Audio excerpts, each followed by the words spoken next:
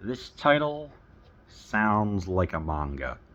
It sounds like it could just be or a video game or something like that, and not a 1914 novel. Instead, that is known as Heihachi Okamoto's The Sword of Doom. Yes, this is a Criterion. 1.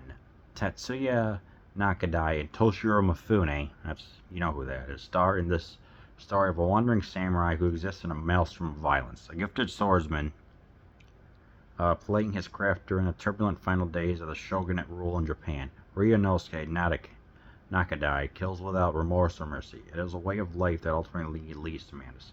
Kihachi Okatomo's swordplay classic is a thrilling tale of a man who chooses to devote his life to evil. And, yeah, that's what it seems like at first. It's a period piece and a Shanbara, swordplay. And rather than try and I'm just going to read the notes right here because this is a black and white 2-hour movie where it feels like this was, you could tell like there was going to be more going on. This was intended to be a trilogy, but it was just like, what's going on here? Heihachi Okamoto's The Sword of Doom is likely to strike the unalerted viewer as an exercise in absurdist violence, tracking the career of a nihilistic swordsman from his gratuitous murder of a defenseless old man to his final descent to what looks like a rehearsal for global annihilation. As in a kind of ecstasy, he slaughters a seemingly endless army of attackers, both real and phantasmal.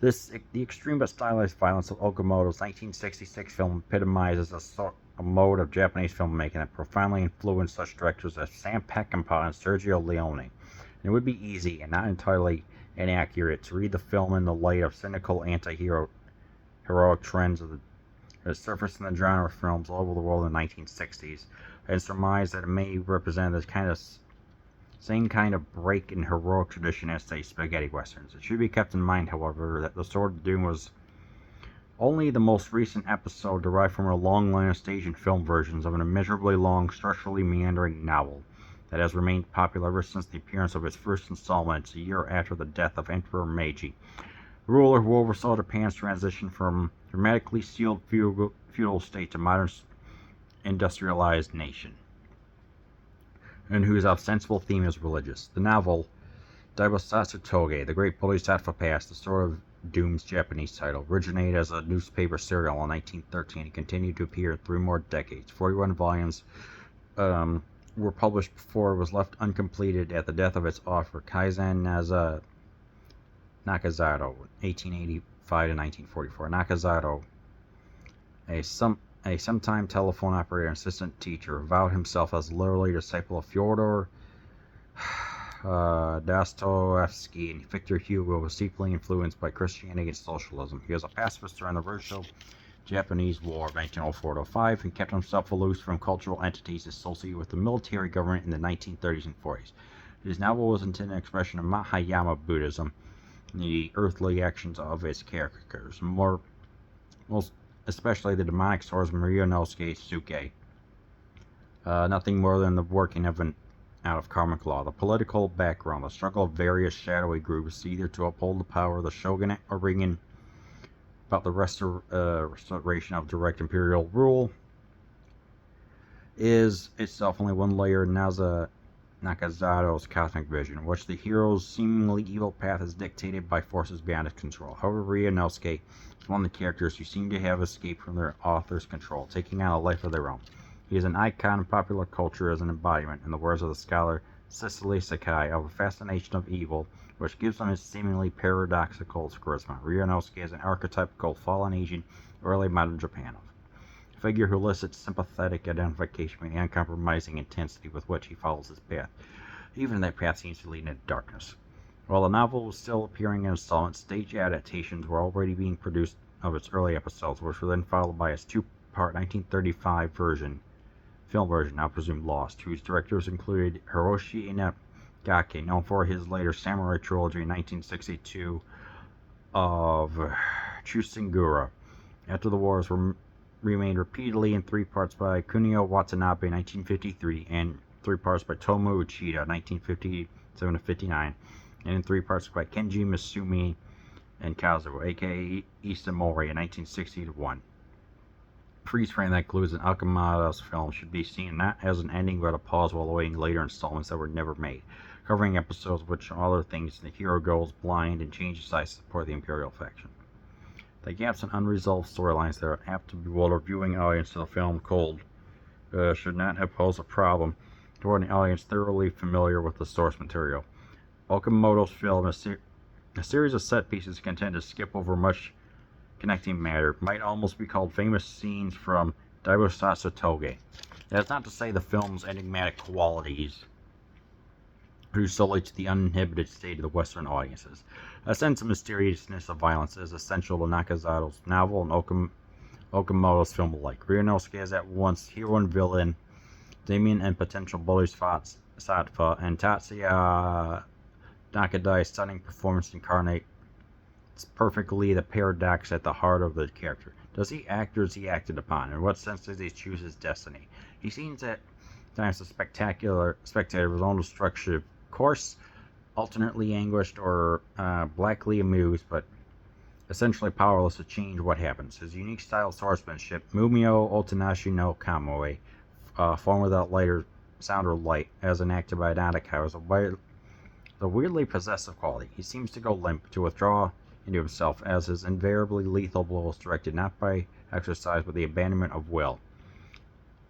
In terms of the body language of 60s cinema, his posture suggests as well as a kind of sullen hipsterism, a serpentine deviousness in the face of forthright, heroic stance of Toshiro Mifune, who plays the noble instructor Shimada.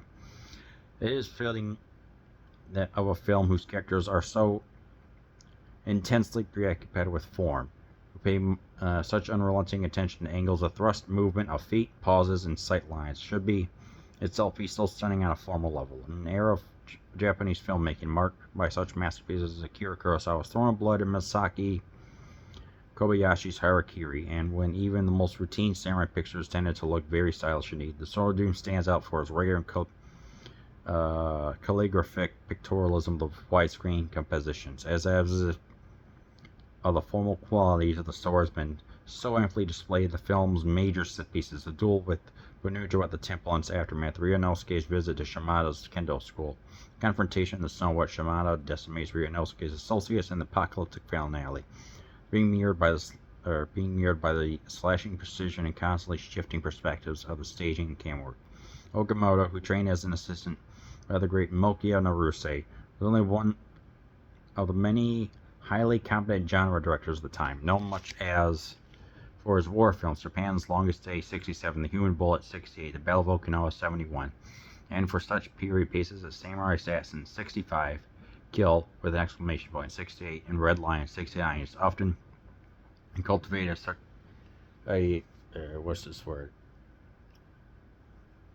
satirically humorous tone. In fact, The Sword of Doom was a project imposed to him by Toho after the studio's dissatisfaction with his more personal The Age of Assassins, which he completed in 66, but he was held by the studio until 67. Neither is intimate as a filmmaker, it's Kurosawa nor subversive and experimental as Seijun Suzuki. Okamoto nevertheless demonstrates in The Sword of Doom, with the help of Yoshiro Murai's magnificent cinematography, a masterwork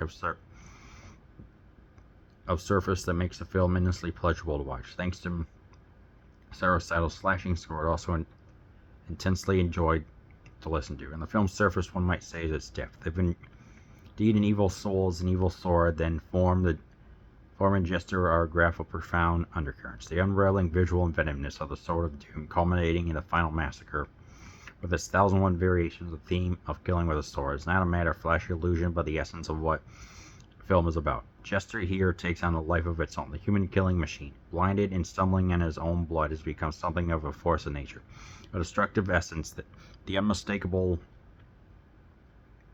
visual beauty of the scene is inseparable from its horror. The perversity of its central character takes over the film itself. Perhaps we did not need the sequels Okamoto never made, but repeatedly could surpass the freeze-frame feel of the swordsman caught in mid-rampage, bent on continuing to kill as if it were a way for him to finally extinguish himself. Jeffrey O'Brien books includes The Phantom Engine, Sonata for Jukebox, The Fall in the House of Walworth, and most recently Stolen Glimpses, Captive Shadows, Writing and Film, 2012. He is an editor-in-chief of the Library of America. This piece originally appeared in the Criterion Collection's 2005 DVD edition of the Sword of Doom. Yeah, there's a lot of stuff going on here.